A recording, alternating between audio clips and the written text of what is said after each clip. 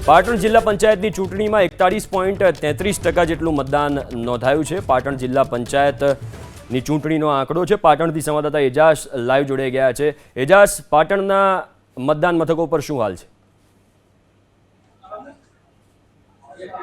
જે રીતના વાત કરવામાં આવે કે પાટણ જિલ્લાના અંદર હાલ 44 ડિગ્રીથી વધુ ગરમીનું તાપમાન વધ્યું છે અને કાળઝાળ ગરમી વરસી રહી છે, તેને લઈને જે મતદાન મથકો છે તે હાલ ખાલી ખમ દેખાઈ રહ્યા છે। એટલે કહી શકાય કે જે 42ના જે જિલ્લા પંચાયતની જે સીટ છે ને ડેર તાલુકા પંચાયતની આ સીટ છે તેના મતદાન મથકો આપ જોઈ રહ્યા છો, ખાલી ખમ દેખાઈ રહી છે। એટલે કહી શકાય કે એક બાજુ ગરમી છે તેનો કહેર વરસાઈ રહી છે, તેને લઈને મતદારોની સંખ્યામાં હાલ તો ઘટાડો દેખાઈ રહ્યો છે। એટલે કહી શકાય કે જિલ્લા પંચાયતનું અત્યાર સુધીનું 42% જેટલું મતદાન થયું છે, જ્યારે નગરપાલિકામાં 41% જેટલું મતદાન થયું છે। પરંતુ કહી શકાય કે જે રીતના ગરમીનો પારો છે તે વધતો જાય છે, તેને લઈને જે ડેર ગામ પંચાયતના જે 8 બૂથ આવેલા છે તે તમામ બૂથો છે હાલ તો ખાલી દેખાઈ રહ્યા છે, સાથે એકલ દુકલ મતદારો હાલ તો દેખાઈ રહ્યા છે। બીજી બાજુ આપણે હું દ્રશ્ય બતાવવાનો પણ પ્રયત્ન કરીશ કે અહીંયા બીજું પણ બૂથ આવેલું છે, તે બૂથ પણ હાલ ખાલી ખમ દેખાઈ રહ્યું છે। એટલે જે રીતના ગરમીનો પારો વધે છે તેને લઈને મતદારો પણ ક્યાંક ઘટ્યા છે, પરંતુ એવી બી અસ્મિતા અપીલ કરી રહી છે કે જે મતદારો છે તે પોતાના મતનો છે તે ઉપયોગ કરવા માટે આવે। પરંતુ કહી શકાય કે ક્યાંક મતદારોનો ઘટાડો હોવાના કારણે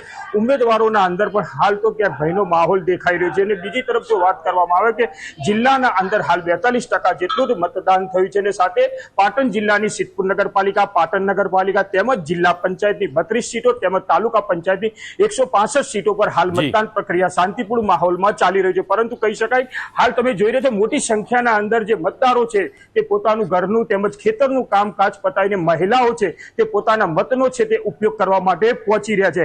કહી શકાય કે આ ડેર ગામ પંચાયત, ડેર તાલુકા પંચાયતની સીટ છે અને મહિલાઓ છે તે પોતાના ખેતર તેમજ ઘરકામ પતાવીને હાલ પોતાના મતનો ઉપયોગ કરવા આવી કાળઝાળ ગરમીના અંદર હાલ પહોંચી રહ્યા છે। એટલે કહી શકાય કે એક બાજુ ગરમી છે તે મતદારોને ઘરમાં